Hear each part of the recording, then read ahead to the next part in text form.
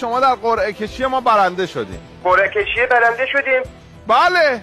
چی برنده شدیم؟ پول. پول چقدر؟ پول نقد. چقدر دوست داری؟ نمیدونم والا نمیدونم. یه حدس بزن عزیز دلم. به خدا نمیدونم. حدس. نگفتم میدونی. حدس. از لباسشویی؟ جان؟ یه دونه یخچال اسنووا خریدیم دیگه. نه چیز الو سوختی نه؟